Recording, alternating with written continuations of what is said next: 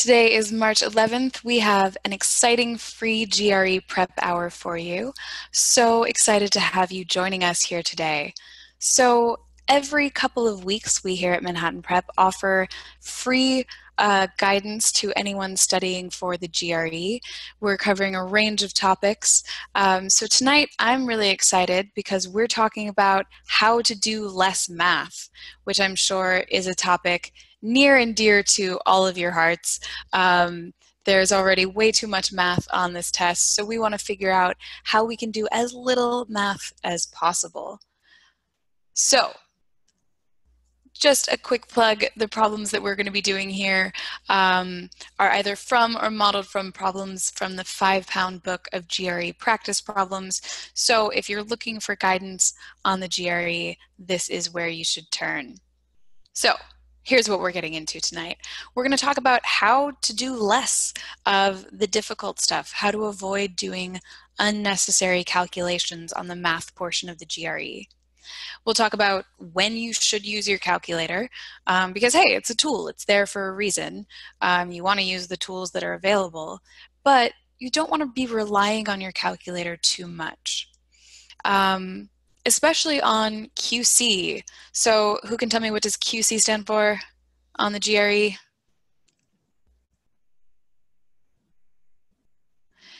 Quantitative comparisons, yeah. So there are often times on QC that we can avoid doing the calculation and just compare things. And then we'll talk about estimation. This is probably your best friend on the math portion, knowing how and when to estimate. So I'm very glad to have all of you with us here tonight. So how about this? Just so that I can get to know who's here, tell me if you have taken the real GRE already.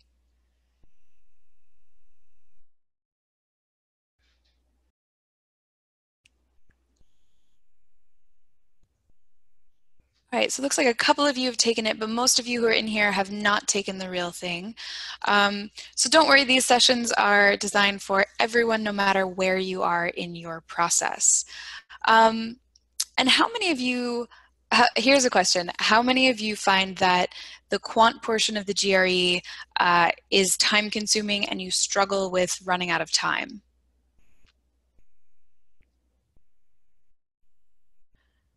That's some emphatic yes, exclamation point, yes, definitely. Yeah, it is really tough. And as I tell my students, the first time I took the GRE, I ran out of time too. It is a very time constrained test.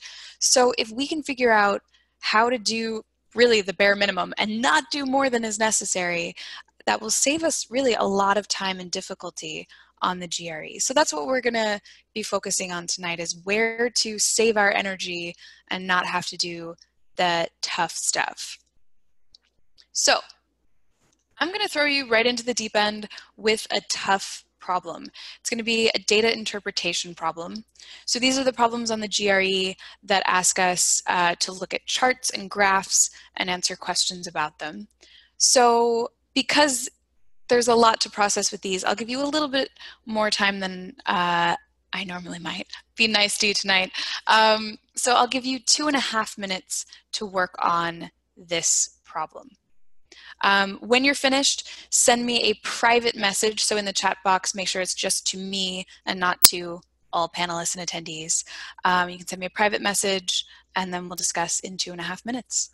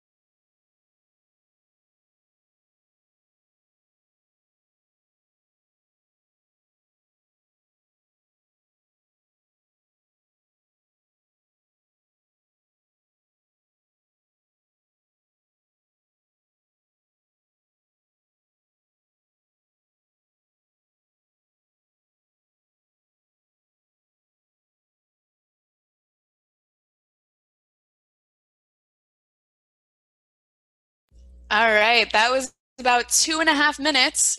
Um, so here's a question for you. For those of you who are still working on this problem, um, this is a problem that really helps me to see how much math you're doing or how much math you might not be doing on this problem.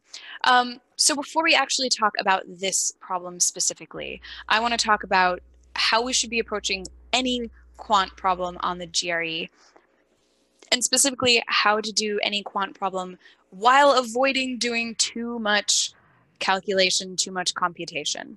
So those of you who've taken my class before, and I see a few of you in here, you can tell us in the main chat, what is the very first thing that we want to do with any quant problem?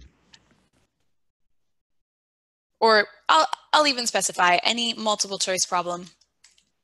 Can't spell words today. Multiple choice process. What do we want to do first before doing anything else?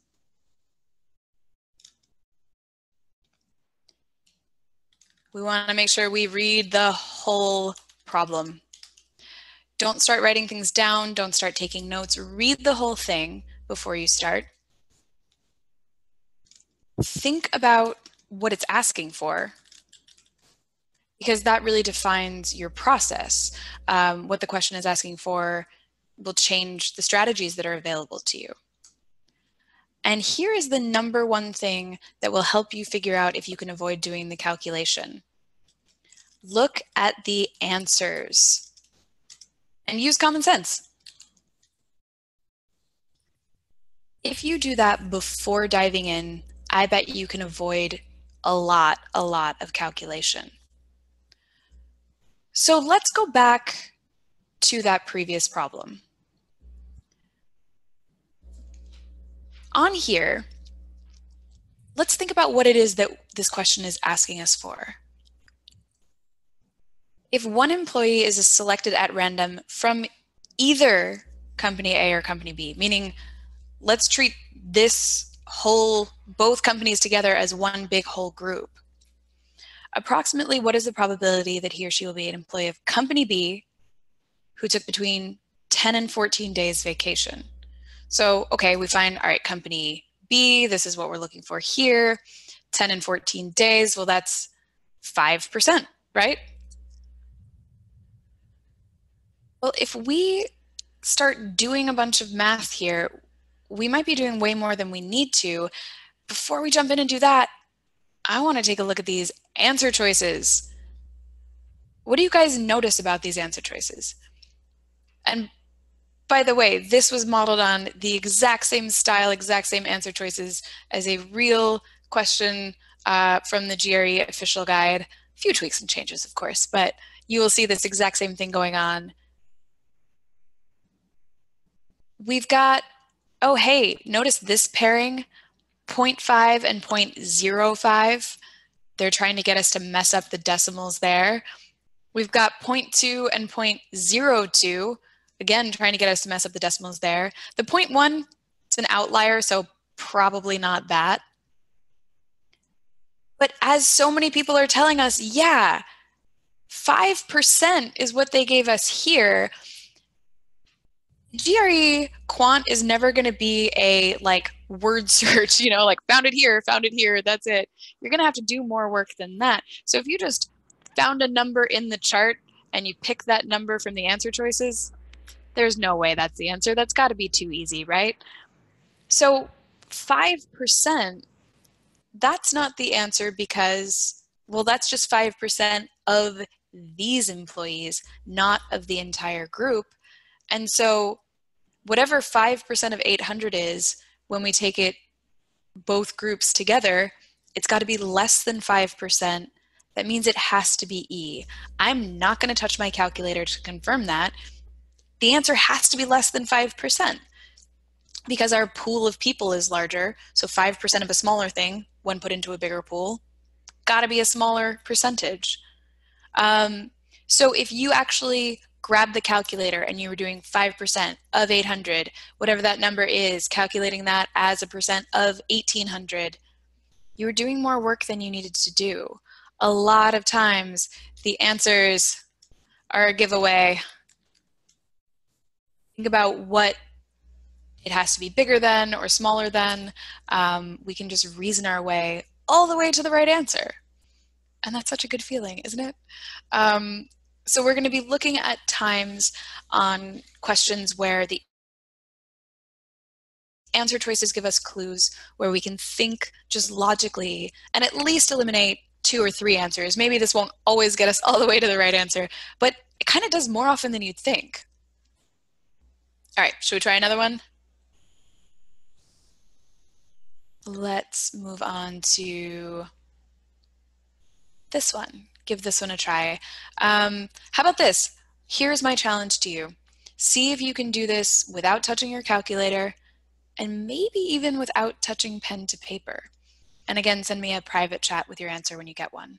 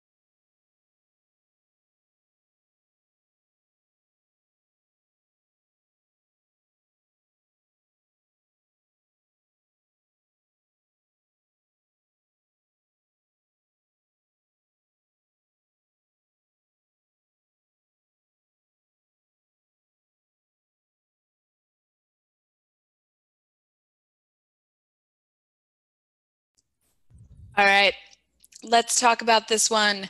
I gave you less time than you would normally spend because I wanted to challenge you to do as little math as possible. So for starters, I'm just actually going to block out the question itself.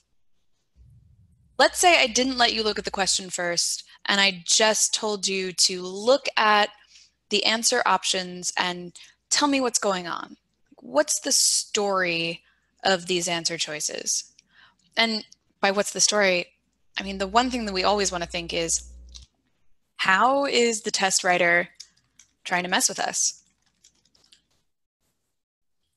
They're trying to set us up for failure. They're trying to get us to fall for a trap. So what is the trap here? We have percents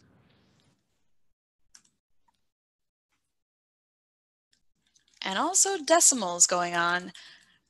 So they probably want us to mix up, haha, someone just told me in the chat, oh wait, I just fell for the trap. So yeah, if you're always thinking to yourself, there's gonna be a trap, then it's easier to watch out for that. So how would they mess with percents and decimals? Well, think about it this way. We know that 50% translated to a decimal would be 0.5. Well, what would 0.5% be as a decimal? That would be 0.005, right? So our brain can kind of translate smoothly between percents and decimals when they're big percents. But when we get to little tiny percents that have decimals in them, we forget to shift that decimal place. So what I'm going to say to myself is, you know what? I bet the GRE is messing with our heads. I bet it's not going to be one of the big obvious ones. But when I think about what the pairings are, what the connections are, well, 30% would be 0.3. So there's that kind of connection. 3% would be 0.03. but not 0.03%. And then this one would connect to this one. You know, you get the idea. So then let's look at the question and see if they were trying to mess with us in the way that we thought they were. We've got 13 out of every 40,000. Well, here's one way to avoid doing a lot of work. 13, oops, what was I doing there? The drawing tool, here we go. 13 out of 40,000. Well, let's just think orders of magnitude, right? Because this is all of these answers, we know we're going to end up with a 3. If we put this into our calculator, we would get a 3, right? The question is where the decimal point goes. And if we want to express this as a percent, we'll think I want to move the decimal 1, 2 places on that 400. Like if we think of a percent as something out of 100, moving the decimal point 2 places gets us to the order of magnitude of hundreds. So we would move this decimal point 1, 2 places. I don't know if that's a helpful way to think about it, but in effect, what we're doing, if we think of dividing by 4 to get to roughly, you know, we want 100 in our denominator. So 13 divided by 4 is about 3, right? So we could translate this, maybe the easier way to translate this is dividing by 4, it's going to be 3 over 10,000. And then how many decimal places do we move? 1, 2 here. We want to move 1, 2 here. So it's 0.3%.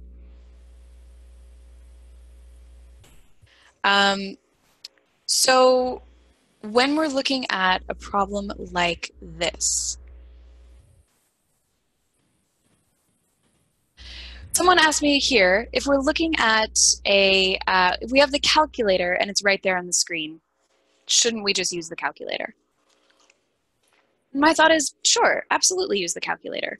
I don't think it's that much of a problem to just go 13 divided by 40,000 into a calculator on a question like this. But do keep in mind that when you bang it into your calculator, what do you get as the result?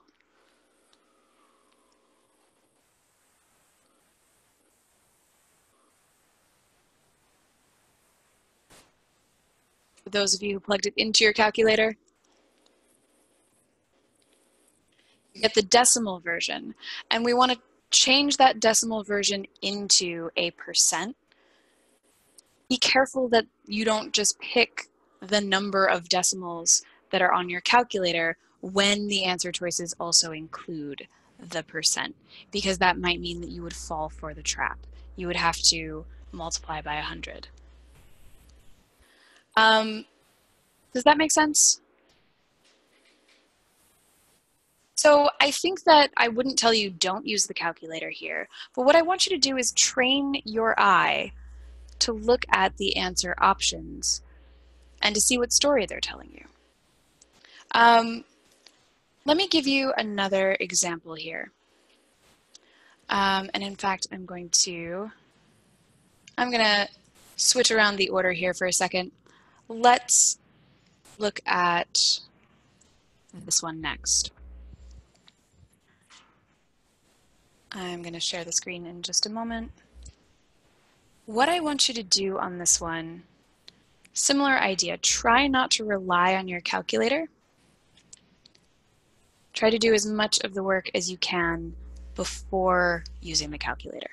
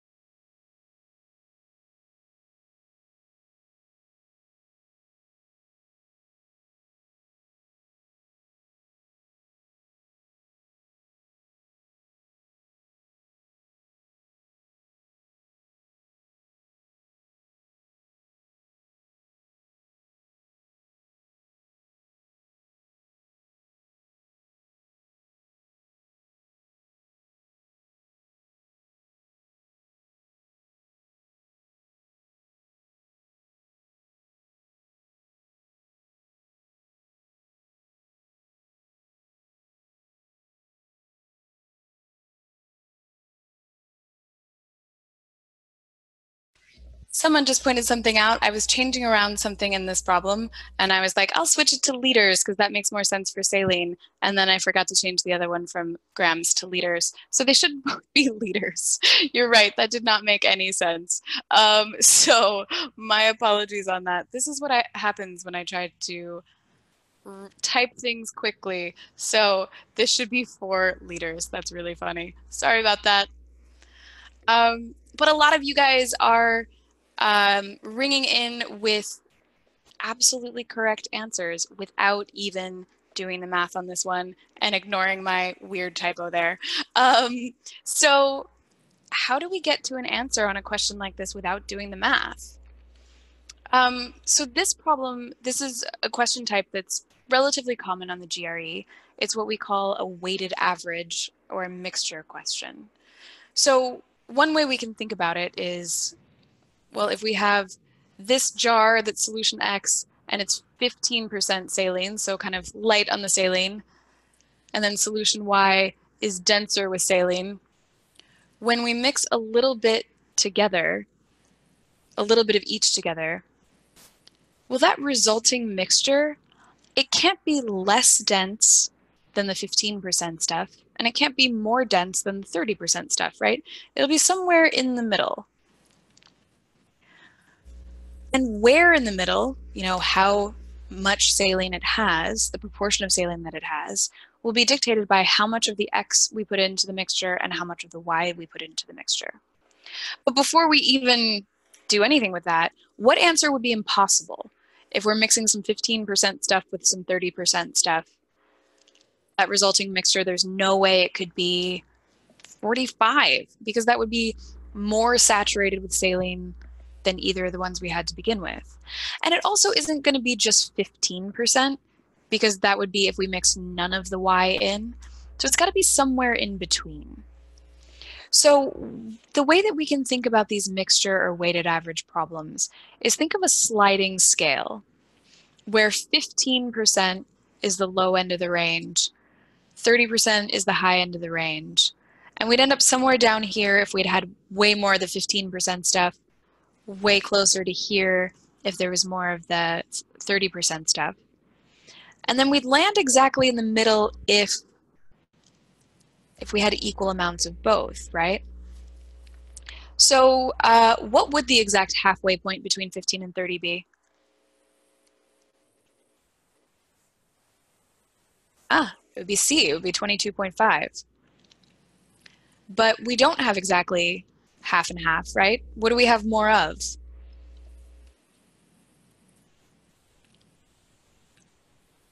This is our X side and this is our Y side. We have more of solution X. That means it should be tipping more toward 15 than 30. In other words, less than 22.5. That leaves us with only one possible answer. There are a surprising number of problems on the GRE that you can do this way, that you can just think, wait a second, let me establish my range of possibilities. Let me think about, tell myself the story of this problem that's given, and let me not do the work. These answer choices, you know, they choose these answers for a reason. They represent the traps that people are likely to fall for. So E, what's the trap in E?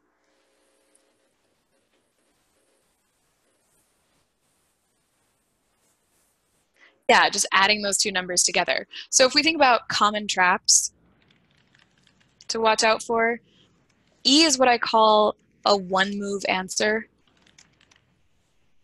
That's where they just took the two numbers given in the problem and added them together. Or if you just take two numbers and subtract them, or take two numbers and multiply them. There's no way that's ever going to be a right answer, right? It's just too easy. So one move. The other thing that is almost never a right answer, numbers in the problem. So if you see a 15 in there, and then there's a 15 in the answer choice, that's never going to be a right answer, I guess, unless they give you a set of numbers and they say, which of the following in this set behaves in this way. But you can pretty reliably eliminate one move answers and numbers that are in the problem. And then I would actually say that C here is a one move answer as well, in that it's just taking the simple average of these two numbers. Yeah, so if you're not using, on a multiple choice question, if you're not using the answer choices as part of the problem itself, you're doing yourself a disservice. You're doing more work than you have to. Now, when it comes to your studying, I do want you to take the time to prove out the algebraic solution to this problem so that you know how to do it, so that on a different question, if you had to, you could. But on a problem like this, a lot of the time, a surprising amount of the time, you can get all the way to the right answer with common sense alone. So let's try a variation on this idea, moving away from multiple choice. I want you guys to try this one. And again, I want you to do as little work as possible. Try not to touch the calculator if possible.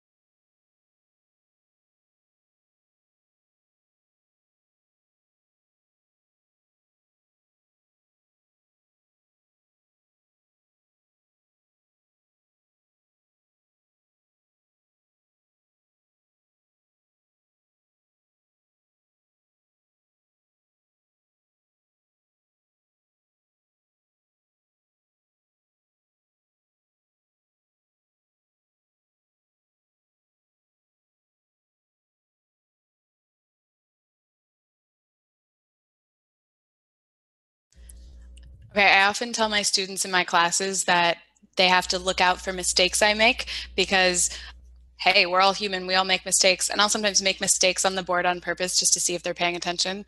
But you guys have caught me in two typos that were definitely not intentional. So yes, quantity A was supposed to say the average salary of all the employees in the new company Z.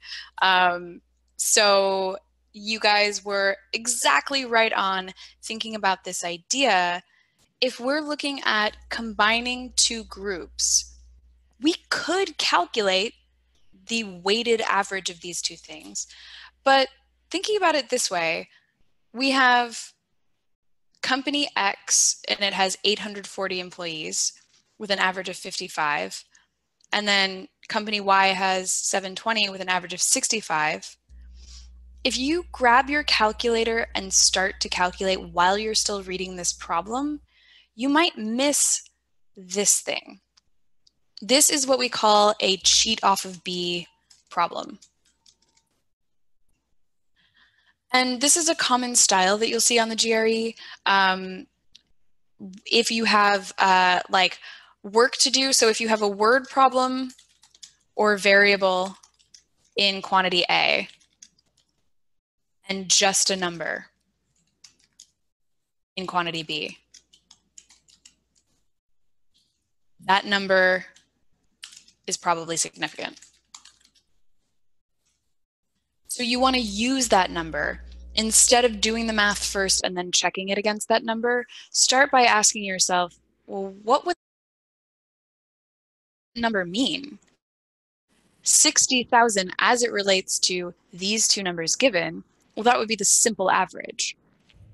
And when in a weighted average question would we end up with the simple average halfway between 55 and 65?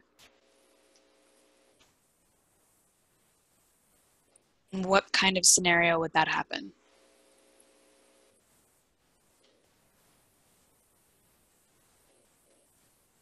That would happen if we had the same number of employees in each company, equal numbers, exactly. So if we don't have equal numbers, then we know that we're not going to land exactly halfway in the middle. We're going to skew to one side or the other. So again, we can set up this idea of kind of a sliding scale with 55 on one end, 60 on the other end, or sorry, 65 on the other end rather. And 60 is our hypothetical midpoint, but we know that we're not there. If there are more employees in X than Y, then we're pulling closer to 55 than 65. In other words, less than 60. So 60 has to be greater. So when I'm sitting here telling you, hey, don't touch the calculator, try to do this all on your own, try to do it without doing the math, it forces you to step back and look at these things. But I'm always surprised at how often students grab their calculator and just start working because they can. But just to humor me on this one, if we were doing the math, how would we do it? Like, let's say, for example, that instead of this saying 60,000, what if in quantity B they were super mean and they said, I don't know, 59,000.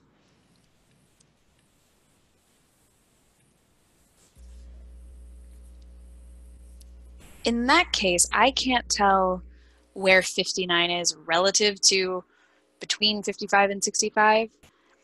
So in that case, we probably would have to grab the calculator and do the math, and we sometimes do.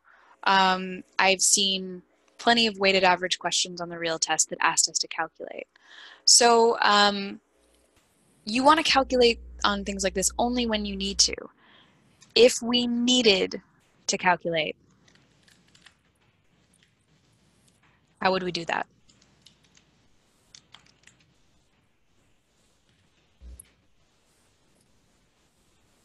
On a weighted average question? Well, we know that by definition, average is the sum divided by the number of terms, right? Well, that's still true with weighted averages. A weighted average, by definition, is the sum of all terms divided by the number of all terms.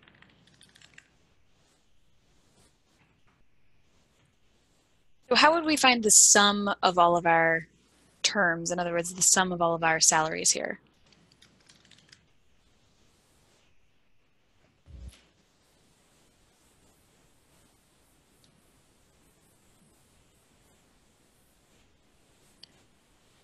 Yeah, so to get the sum, it would be 840 times 55. We can knock off the zeros, we don't have to worry about that, plus 720 times 65. And then what would we divide that by? Total number of terms, in this case, would be the total number of people divided by 1560. So again, you could put that into your calculator, and it wouldn't be that bad. It wouldn't take you that long. But it's not the best use of your time if you can estimate, if you can cheat off of B. So you should always do that estimation first. Yeah, any questions on this one? I will say, when we think about this idea of the cheat off of B problem, I've pretty much never seen them put a number in quantity B that wasn't a significant number, or like, you know, conceptually significant. The average, or especially look out if you see 0 or 1 in quantity B, that will always be conceptually significant. It's not going to be some random number. And yeah, so someone had a question of what do we do with these quantitative comparison questions. So to give you a very quick rundown, quantitative comparisons, here is the deal. Anytime you see quantity A, quantity B, it's a quantitative comparison. And the answer choices are always A means that quantity A is always greater. B would mean quantity B is always greater. What's C? You'd pick answer C if two quantities are equal. And then D would be not enough information. Ooh, how about this? When we're talking about do all the conceptual thinking we can before solving, tell me why we could have eliminated D before we started.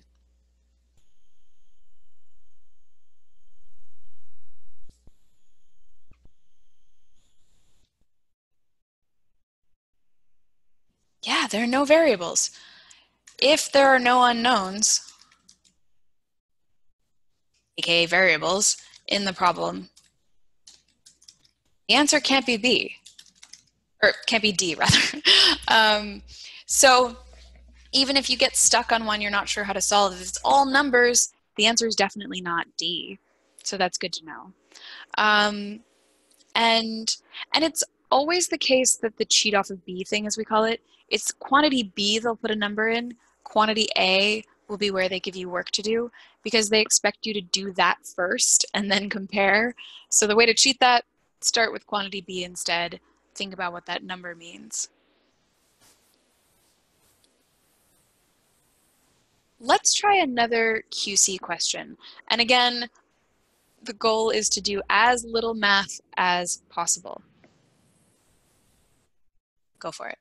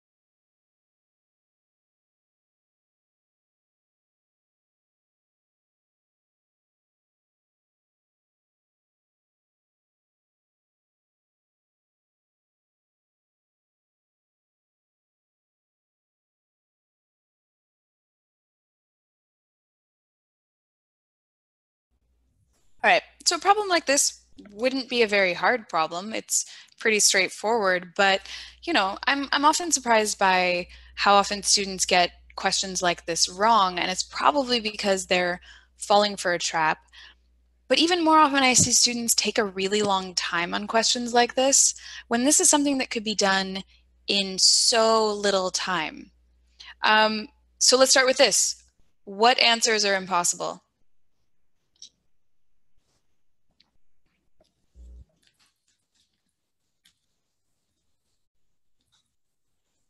Yeah, D is impossible. They're numbers. They're all real numbers, no unknowns. And then if we think a little bit more about square roots and how they behave, yeah, we could eliminate C because we can't add roots together like this. So here's where the GRE is trying to mess with our understanding of roots rules. If we have a sum of two roots that is not equal to the root of that sum. So we can't just say, oh, a 50 and a 60, that adds to 110, let's add them up under there. These are not the same. When are we, you can see me writing with this mouse is very messy. When are we allowed to do this sort of thing? If we can't do it with sums, is there a time that we could combine roots or split them apart? Yeah, when we multiply. If you're multiplying root x times root y, then that will be equal to the root of x times y. So really important to know the difference between these two, to know your exponent and root rules. So in this problem, well, we can't just add the root 50 plus the root 60 and call it root 110. Now we could grab our calculators and start calculating this, but do we really need to? These are real numbers. And yeah, okay, none of these are perfect squares. 60, not a perfect square. 50, not a perfect square. 110 is not a perfect square. But what if I said this? I'll give root $50 to the first person who can tell me approximately what root $50 is. Haha, 7. Nice. I mean, got it. I'm lying. I have no way of actually sending you approximately $7, but if I did.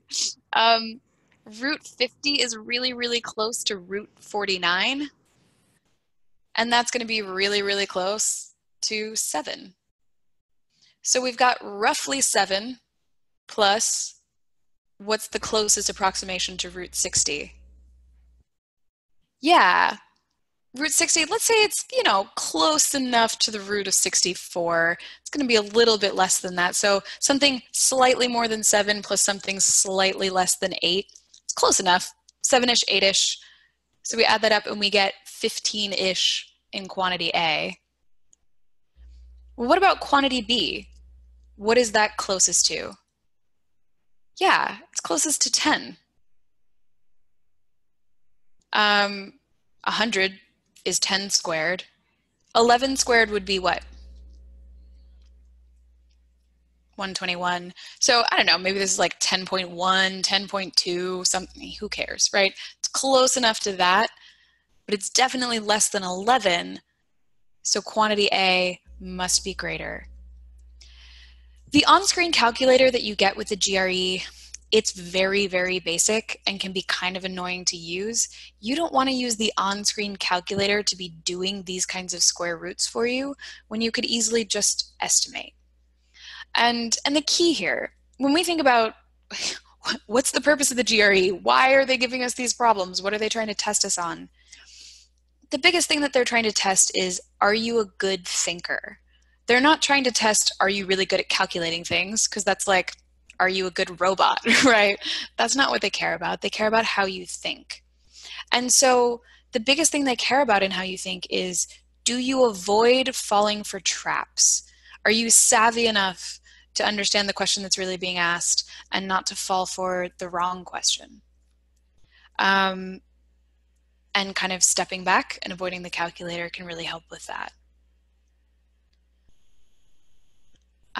Any questions on this one? Oh, someone was asking about when we can add roots together. What you can do is, if you are looking at, let's say, root 3 plus root 3, if they were two of the same thing, it's not that we can combine them and say that that's root 6, but we could say it's 2 of them, so it's 2 times root 3. So if they're the same root, we could combine them like this, but we never add what's underneath the root sign. Good question. Any other questions? Alrighty, here's the final exercise that I want us to do. And this is going to be a speed round. So I'm going to give you some estimation practice, and here's my challenge. Do not touch your calculator. I want you to ballpark it. Think, as we did, of like root 60 is 8-ish. I want you to think, these are all percents questions, but think in terms of like, what fraction is that close to, or what percent is it close to, round up, round down, and see how close you can get to a reasonable estimate. So give it a try.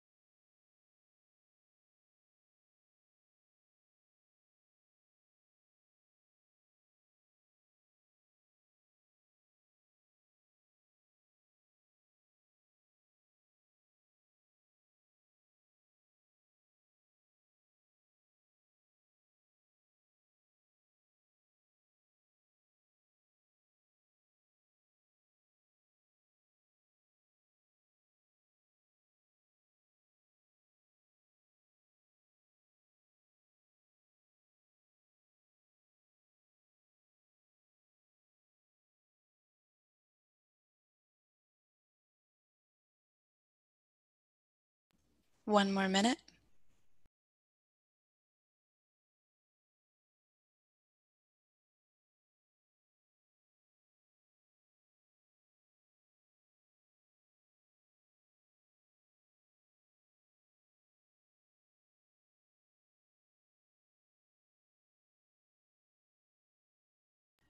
All right, so let's see how you did on this set. I'm going to walk you through how I estimated these. Now, this might not be exactly how you estimated them, but anything roughly close is what we're going for because, hey, the name of the game is estimation. So I'm going to, actually, let's do it this way. I'm going to block these out for a second. We'll go through them one by one, tell you how I came up with an estimation. You can tell me if you agree, if you came up with something that was rounded a little bit differently. But I said, all right, if we're looking at what percent of 126 is 22, well, that's roughly 18%, or I said between 15% and 20%, because 20% of 126, I'm looking at like, okay, 120, 10% of that would be 12-ish, 20% of that would be 24-ish. So we're looking at something in the 15, 18-ish percent range. You guys might have come up with something close to that or not. For the second one, 81 is 52% of what? Well, here's what I said. 52%, we're looking for roughly half, a little more than half. So 81 would be about half of 160. So it would be more than half of something less than 160. So in the 150-ish, 160-ish range. If we're thinking 25.7 is what percent of 131? Well, we can use lots of different benchmarks. You could say, well, 25 is 25% of 100 as your first benchmark. That's not necessarily that close. I'm thinking that 25 is 1/5 of 125. So it's going to be something a little more than that, a little bit more than 1/5, a little bit more than 20%. And I saw a few of you write in that you got 20% on this one, so that's awesome. 17% of what? And notice how all the question structures change. So we really want to zero in on what the question is asking for. 17% of what is 29? Well, 17% you might know is about 1/6. And so if we're thinking about 30, 30 is something pretty close to 180. You might have estimated in different ways. You might have gone with like, well, between 15% and 20%, you know, lots of different ways you could have done that, but definitely around 29 to 30. That's the easier way to do it. 46 is what percent of 207? Well, you can think of 46% of 100.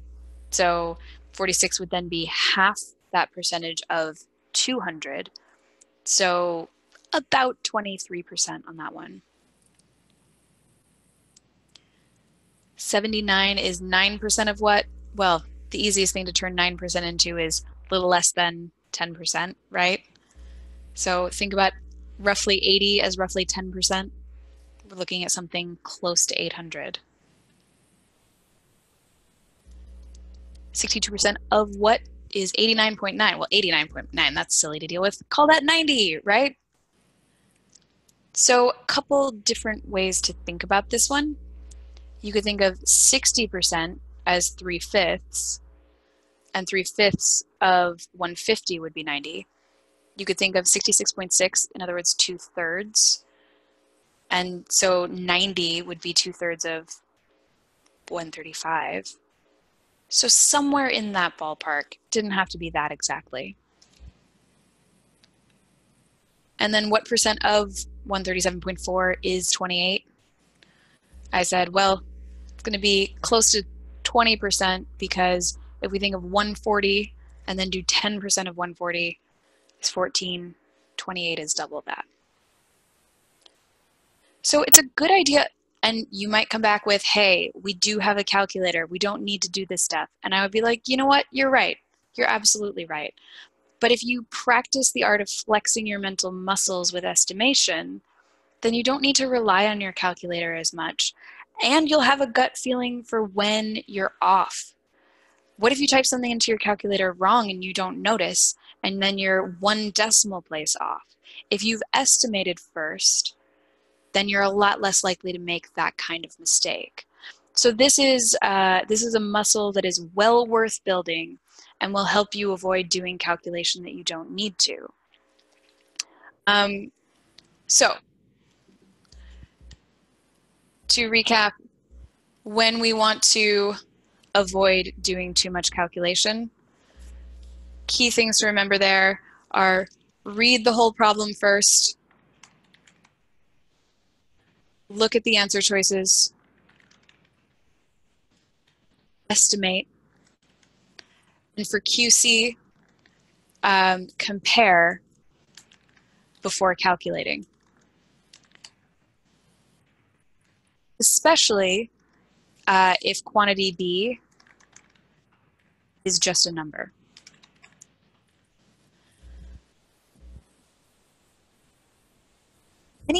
Any questions or any thoughts on all of this stuff?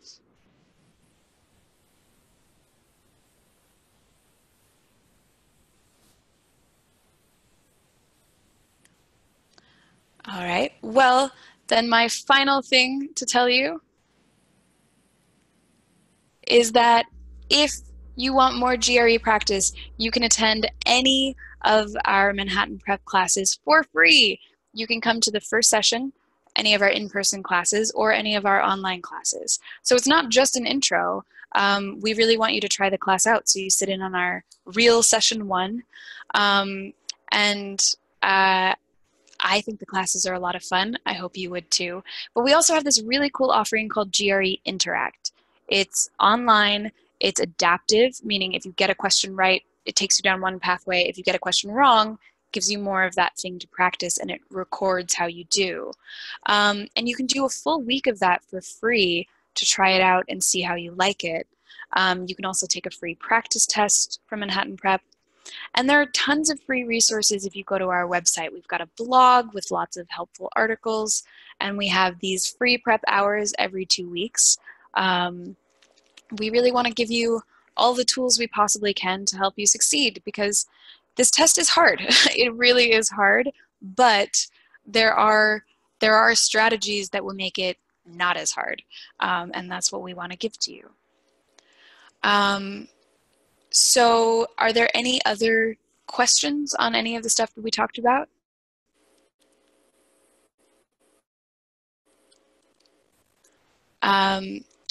And yeah, every free prep hour will cover a different topic.